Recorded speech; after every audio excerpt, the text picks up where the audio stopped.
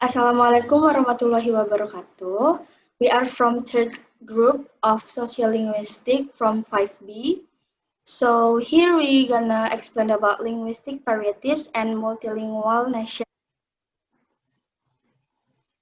First of all, we gonna introduce our identity. Next. Hello, my name is Noval Hafiz Marif. And hello, my name is Nisrina Nur Aini. And hello, my name is Pandu Aryo Fida. Hello, my name is Alexander Misani. Hello, my name is Riri Melinda Prosari. So the first topic gonna explain by Nisrina Nur Aini. Next. Okay, thank you. So I will explain about linguistic varieties and multilingual nations. Sociolinguistic is the study of language in relation to society. Among its many topics, language which are related to society.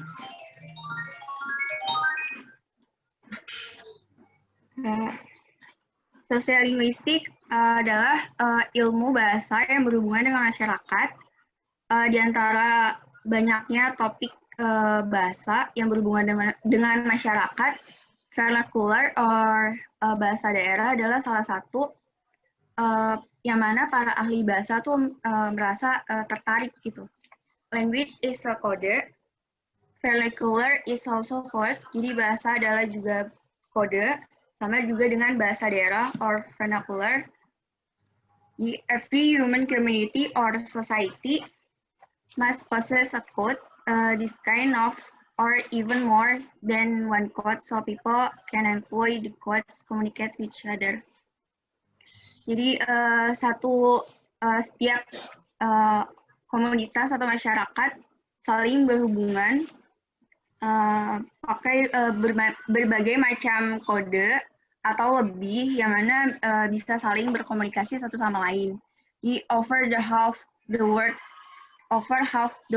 population is bilingual and many people are multilingual. Jadi lebih dari setengah populasi di dunia itu bisa pakai orang-orang tuh bilingual atau seorang itu bisa menggunakan lebih dari 2 bahasa bilingual atau orang bisa pakai 2 bahasa saja multilingual. And next. Vernacular language, bahasa daerah, itu istilah bahasa daerah generally refers to language which has not been standardized and which doesn't have official status. Jadi pada umumnya istilah bahasa daerah itu tidak berhubungan dengan namanya kata resmi yang tidak mempunyai status resmi dari bahasa daerah itu sendiri. Then the word vernacular came into English language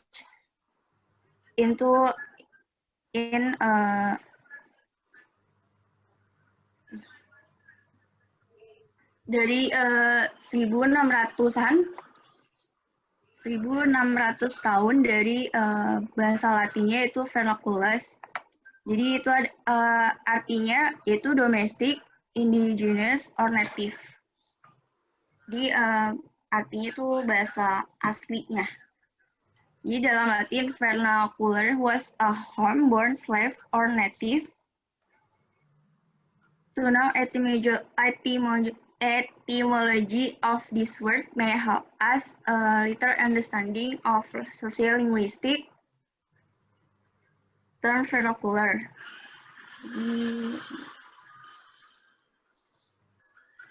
Jadi dalam bahasa Latin itu, vernacular itu artinya penduduk asli. Jadi different sociolinguists have a different interpretation and this term because they may emphasize one or other characteristic of vernacular. Jadi para ahli bahasa juga punya pandangan berbeda yaitu tentang vernacular itu sendiri. Jadi next.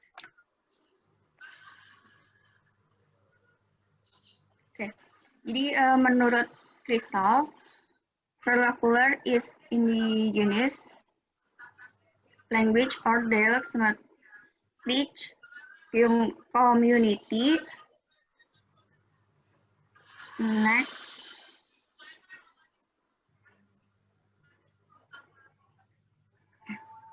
Jadi ini adalah diantaranya ada 5 ahli bahasa yang punya perbedaan pengertian tentang vernacular language atau bahasa daerah.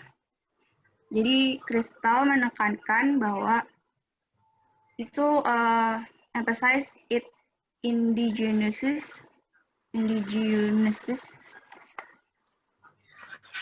Sedangkan kalau misalkan Maujer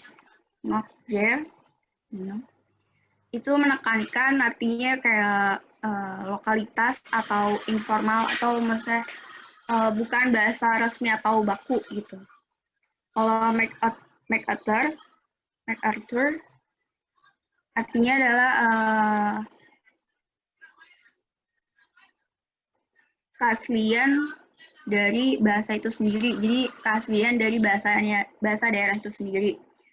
Holmes yaitu menekankan intinya sama aja kayak tidak resmi. Fishman bahasa ibu yaitu bahasa asli sehari-hari. Next.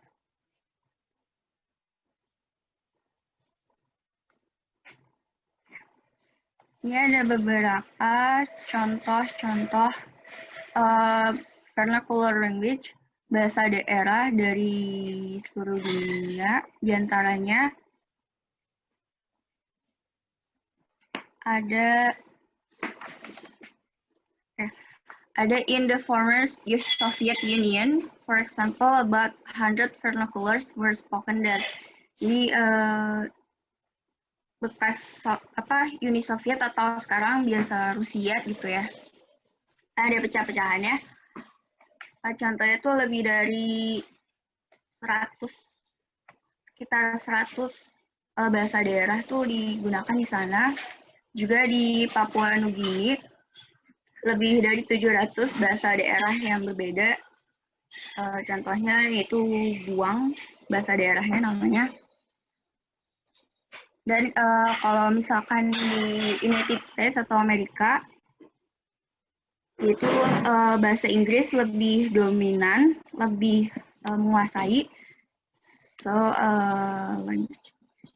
Jadi bahasa Spanyol kayak misalkan dari bahasa daerah asli sana, di Spanyol itu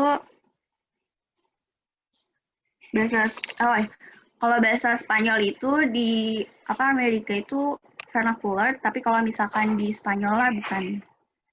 Kalau di Spanyol lah bahasa resmi, kayak Uruguay sama di Chile. Okay, thank you. That's it from me. The explain about vernacular. Thank you. So next we have standard languages. So kita bisa lihat dari example 2. Example 2 ini menjelaskan George Putnam 16th century view of where young authors will find the most acceptable variety of English. Menurut Putnam, good English speech was to be heard. Dia mengungkapkan pendapat itu saat di pengadilan dan dari pria yang tinggal sejauh 60 mil dari London. Pendapatnya ini sebagian besar benar dalam mengidentifikasi asal sosial dan regional dari varietas yang kita anggap sebagai bahasa Inggris British standar saat ini. So next. So here we have a definition of standard variety. A standard variety is general on which is written and which has undergone some degree of regularization or codification. Example in a grammar and a dictionary. Also, it is recognized as a prestigious variety or code by a community, and it is used for each functions alongside a diversity of L variety. Jadi standard varieties ini adalah kode varieties.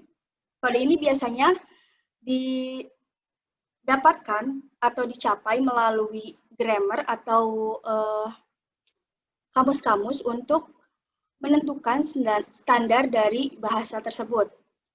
So next.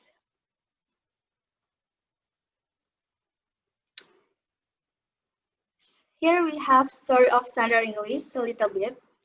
Standard English ini secara alami ada pada abad 15.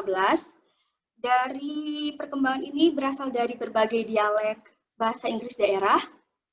Sebagian besarnya karena varietas yang digunakan oleh pengadilan dan aktivitas perdagangan yang sangat berpengaruh di London. Jadi dialek yang digunakan daerah tersebut pada saat itu merupakan cikal bakal atau dasar dari bahasa Inggris standar yang kita tahu dan kita gunakan pada saat ini. Next. So here is the development of standard English. Yang pertama, standard English ini sebagai varietas yang berpengaruh atau bergengsi. Yang kedua, standard English ini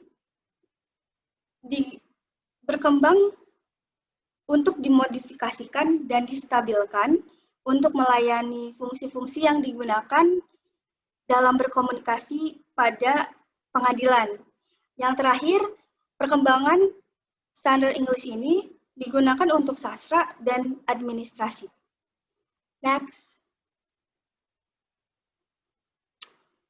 So next topic is word Englishes. Di sini ada standar English ini digunakan sebagai alat komunikasi antara area of dialect diversity. Selain itu, bukan hanya Inggris saja yang menggunakan, tetapi negara-negara yang mempunyai atau terpengaruh oleh penjajahan Inggris waktu itu, kolonialnya. Kemudian local varieties English juga berkembang di beberapa negara multilingual seperti Malaysia, Singapura, Hong Kong, India, dan beberapa negara Afrika. Di mana bahasa Inggris ini digunakan sebagai language of wide communication in a multilingual context. Jadi bahasa Inggris ini digunakan sebagai bahasa untuk berkomunikasi selain bahasa negaranya sendiri. Next. Di sini ada inner, outer, dan expanding circles.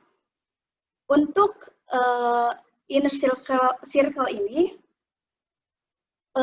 di mana local varieties of English ini berkembang di negara-negara yang sebagian besar populasinya penutur monolingual English speakers, di mana sebagai awal dasar si standar English ini lahir gitu. Contohnya seperti negara England, Australia, dan Kanada. Untuk circle outer, ini adalah golongan di mana local varieties of English-nya itu berkembang di negara yang sebagian besarnya sebagai besar populasinya penutur multilingual English speakers, di mana penggunaan bahasa Inggris ini dijadikan alat komunikasi selain dari bahasa negaranya itu sendiri untuk berkomunikasi antara warga negara atau satu sama lain.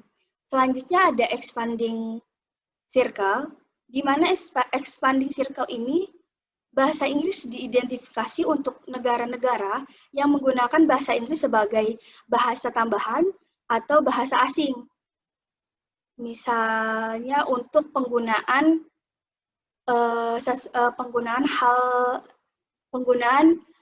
wide range of reason gitu. Jadi ada sesuatu alasan untuk menggunakan bahasa Inggris ini sebagai bahasa asing. Seperti contohnya untuk meraih pendidikan yang lebih tinggi dan untuk berkomunikasi untuk warga negara asing. Contoh negara yang termasuk dalam expanding circle ini ada China, Jepang, Rusia, Jepang, Rusia, dan juga Indonesia termasuk ke dalam expanding circle ini. So, yes. Next. The next topic is lingua francas. Lingua francas is a language that is adopted as a common language between speakers whose native language are different. For example, is Pidgin and Creole. English has clearly served as a language of wider communication in many pluralistic contexts and in multilingual countries. Alternatively, a particular language may develop the role of a language of wider communication in multilingual area, such as language are labeled lingua francas. Jadi, lingua franca ini adalah sebuah istilah linguistik yang artinya adalah bahasa pengantar atau bahasa pergaulan. Biasa terjadi di suatu tempat di mana terdapat penutur bahasa yang berbeda-beda. Contohnya adalah bahasa Melayu atau bahasa Indonesia yang berada di Asia Tenggara. Dari segi karakteristik, lingua franca ini adalah istilah yang diartikan secara fungsional, tidak bergantung pada sejarah linguistik maupun struktur bahasanya. Next. Lingua franca, also known as a bridge language, common language, thread language, and then auxiliary language, vehicular language, or link language, is a language or dialect systematically used to make communication possible between groups of people who do not share a native language or dialect, particularly when not one of the speakers' native language. Di sini ada example 1. Di example 1 itu bahasa Latin berfungsi sebagai bahasa penghubung, yaitu bahasa komunikasi antara dua orang. Dalam pertemuan antar biarawati itu bahasa komunikasi atau bahasa penghubung yang lebih dominan adalah bahasa Inggris. Dalam contoh-contoh tersebut, artinya bahasa tertentu berfungsi sebagai bahasa penghubung dalam situasi tertentu. Lebih umumnya, bahasa penghubung digunakan sebagai bahasa komunikasi antara kelompok yang memiliki bahasa berbeda dalam masyarakat multibahasa. Lanjut. Next. Sedangkan pada contoh yang kedua ini, perbedaannya hanyalah terdapat di negaranya dan bahasanya. Negaranya itu berada di antara Kolombia dan Brazil, yaitu di Hoopes River, dan bahasa yang digunakan itu Spanyol. Next. In some countries, the most useful and widely used lingua franca is an official language or the national language. In Tanzania, for instance, Swahili is the language people tend to choose first when they are speaking to someone from a different tribal group. In Papua New Guinea, Tok Pisin or Neo-Melanesian is the most widespread lingua franca, though not surprisingly in a country with over 800 different vernaculars. There are also other regional lingua francas, such as Hirimotu, which is used widely in the province of Papua. In other countries, educated people often use the language of the former colonial power as a lingua franca. In multilingual communities, lingua francas are so useful they may eventually displace the vernaculars. When people from different ethnic groups marry in the Democratic Republic of the Congo-Zaire or Tanzania or Papua New Guinea, they often use the lingua franca of their areas as the language of the home. and their children may therefore learn very little of their fathers and mothers' vernaculars. Lingua francas often develop initially as trade language, illustrating again in the influence of economic factors on language change. In West Africa, Hausa is learned as a second language and used in nearly every marketplace. In East Africa, Swahili is the most widely used trade language, and it was the fact that it was known and used so widely, which led the Tanzanian government to select it for promotion as the country's national language.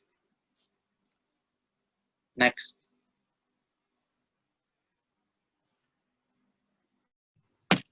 Topik selanjutnya adalah Pidgins dan Creoles.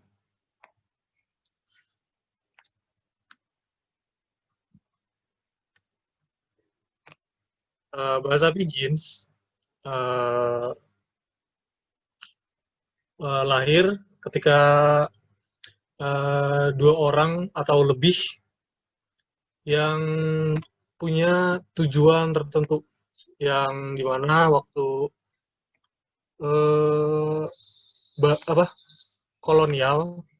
waktu zaman kolonial terjadi, biasanya mereka untuk berdagang, dan a language which has no native speakers. Bahasa Pidgin tidak memiliki native speakers. Selanjutnya ada restricted in terms of use or domains. Hanya digunakan untuk di dalam konteks tertentu, yang seperti perdagangan tadi. Yang selanjutnya ada the outcome of extended contact. Hasil dari kontak yang berlangsung dengan lama. Selanjutnya ada use in context of imbalance power. Imbalance power di sini dimaksud karena dua orang ini memiliki bahasa yang berbeda. Yang satu memiliki bahasa yang dominan seperti bahasa Inggris, yang satu lagi dianggap seperti bahasa yang tidak dominan. Oleh karena itu, ya penduduk yang tidak memiliki bahasa yang dominan itu mengadopsi bahasa yang dominan tersebut. Contohnya dari Pidgin's language. Bipotru iga tuan pela lik-lik meri naunem bilong om lik-lik red pela hat. Isef sleep one time mama na papa bilong long one pela lik-lik house papa isef walk long bus. Isef katim payawut na olman safe baim long Alright, I got lapun Mary I stop long narapela house. Ispela lapun emi tumbuna mama. Jadi translationnya adalah a long time ago there was a little girl named Little Riding Hood. She lived with her mother and father in a little house. Father worked in the bush, cutting trees for firewood, which he sold to people. Now there was a very old lady who lived in another house. This old lady was Little Riding Hood's grandmother. Zaman dahulu kala ada seorang gadis bernama gadis berkerudung merah. Dia hidup bersama dengan ayah dan ibunya. Ayahnya bekerja di hutan untuk mencari pohon atau kayu dan dijual untuk ke orang-orang. Dan juga ada wanita tua yang hidup di rumah lainnya, dan wanita tua ini adalah nenek dari si gadis berkerudung merah.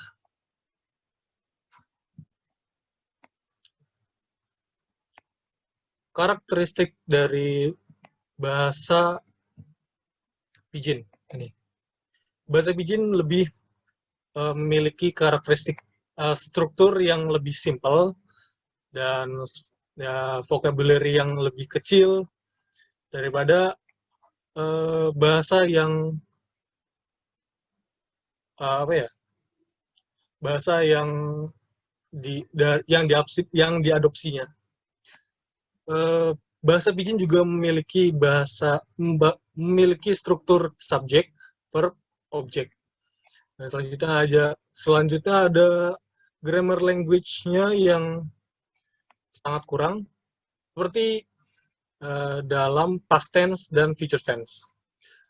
Standard English akan menggunakan ed, suffix ed untuk past tense dan will untuk future tense. Tetapi di bahasa Pidgin akan menjadi yesterday untuk past tense-nya dan tomorrow untuk future-nya. Present tense-nya itu masih sama, bahasa Pidgin dengan English Standard Language. Morfologinya untuk seperti present, gender, tense, number itu benar-benar tidak ada. Dan untuk huruf vokal memiliki A, I, U, E, dan O. Sebagai contoh,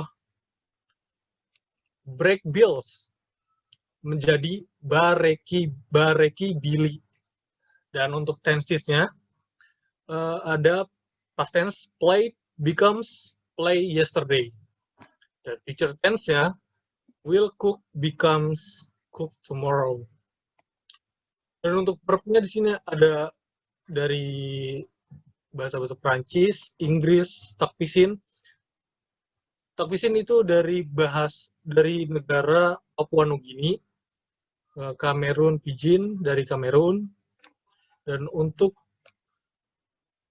verb I go di Prancis menjadi je vais, di Takpisin menjadi mi, di Kamerun Pidgin menjadi a, untuk you go di French menjadi tu vas, Takpisin menjadi you, dan Cameron Pidgin menjadi i.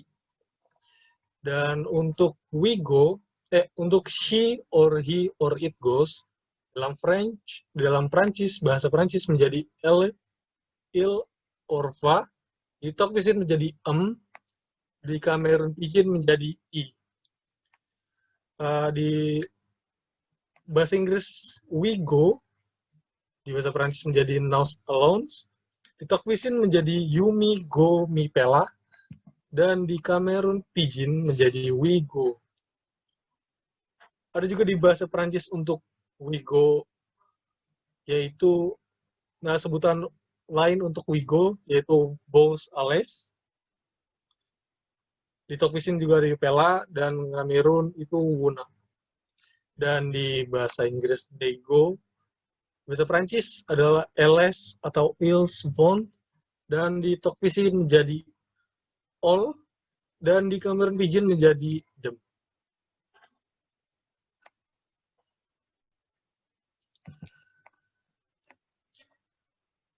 Sekarang berbicara attitude, karena bahasa dominan, bahasa orang luar yang yang lebih dominan daripada bahasa yang tidak dominan tersebut, menyebabkan sikap-sikap orang-orang yang dominan tersebut lebih acuh tak acuh atau lebih mendiskriminasi gitu. Dan untuk contohnya ada young visitors to Papua New Guinea. When I first heard Pidgin English, I just thought it was a baby talk. I thought anyone can do that. It had words like lick for little, and cranky for wrong, and no good for bad. It just made me laugh. Then I began to realize it wasn't as easy as I thought. People kept correcting me when I tried, and they got annoyed if I didn't take it seriously, and I soon learned better. Bahasa Kriols. Bahasa Kriols itu adalah lanjutan dari bahasa Pidgin yang lebih kompleks, yang lebih memiliki struktur, grammar, dan lain-lain.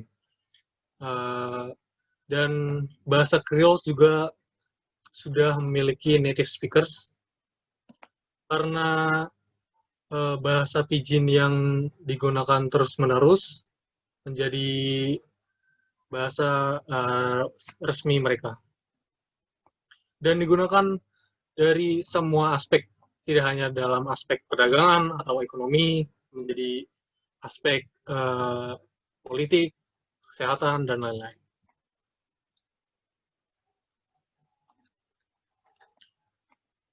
Structural features.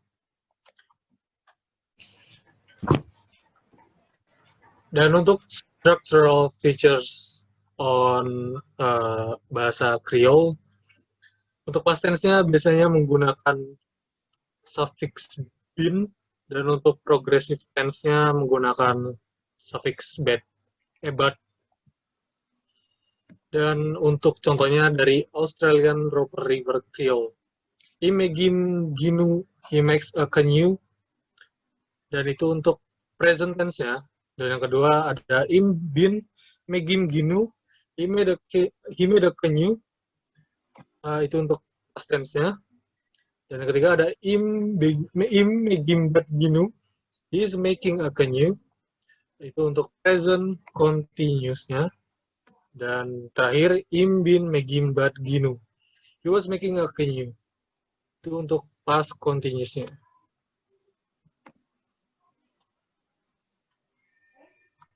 Dan untuk tok pisin, biasanya menggunakan untuk future tense-nya, biasanya menambahkan yang namanya baim bai. Seperti contoh, baim bai you go, atau you will go, bambai you go, buy you go, you buy go, you go. Ya. Sikap terhadap bahasa Creole.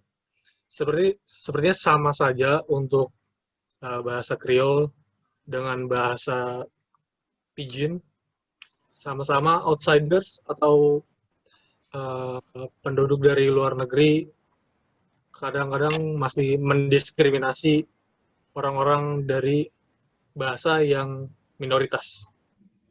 Yang terakhir yaitu ada origin and endings, atau intinya itu asal-usul dari Pidgin sama Creole.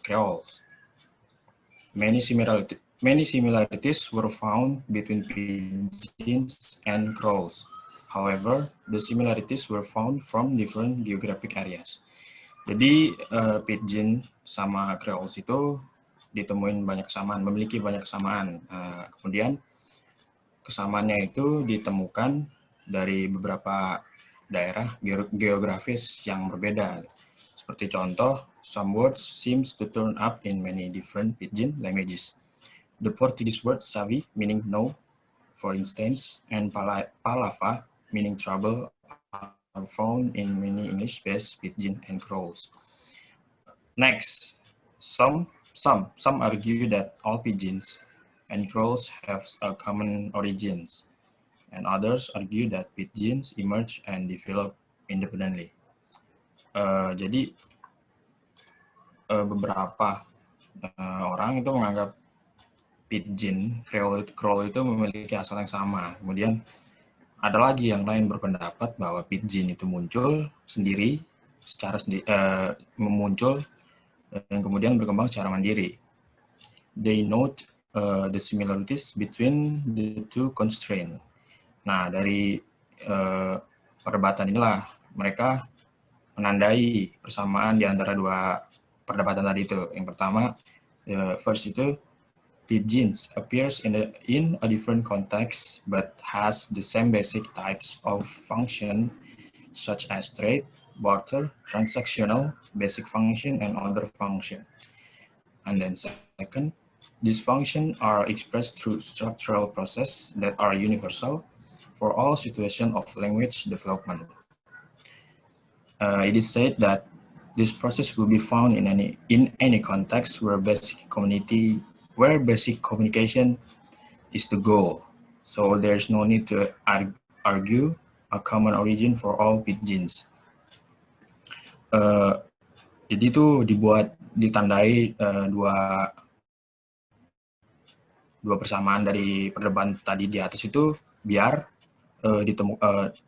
bahwa proses ini akan ditemukan di konteks apapun di mana komunikasi dasar adalah tujuannya. Jadi tidak perlu lagi ngedebatin si asal mula si pidgin ini untuk semua pidgin. Lanjut.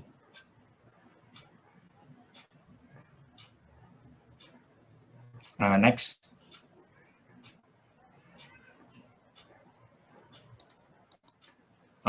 Yang lanjutnya ini there are variety of answer depending on the social context. Ini asal usul si Crawls. Jadi ada beberapa cara, ada beberapa jawaban tergantung dari pada konteks sosialnya. Yang pertama itu in the societies with rigid division, a crow remain as stable L variety alongside an official sanctioned H variety. Dalam masyarakat dengan pembagian kaku, rigid, yang kaku. Terus crow tetap sebagai variety yang stabil di samping variasi L yang stabil di samping variasi H. Kemudian yang disetujui secara resmi. Yang kedua itu where the social barriers are more fluid, the crow may develop toward the standard language. Kemudian jika batasan sosial itu lebih more fluid, lebih lancar, crow bisa dapat berkembang sebagai bahasa standar. Yang ketiga itu may be adopted as an official language. Nah, si crow ini bisa diadopsi sebagai bahasa resmi. Seperti contoh, example as Tok Pisin was in Papua New Guinea, or become a national language as did Indonesian, a language which developed from Pidgin Malay. Jadi itu kayak Tok Pisin yang jadi bahasanya Papua New Guinea, bahasa negara Papua New Guinea, kemudian bisa atau menjadi bahasa seperti bahasa Indonesia, yang mana bahasa yang dikembangkan dari Pidgin Malay. Udah itu aja ya. Mungkin segitu penjelasan dari kelompok 3, grup 3. Kalau ada kekurangan atau kesalahan, mohon dimaafkan. Semoga bermanfaat. Wassalamualaikum warahmatullahi wabarakatuh.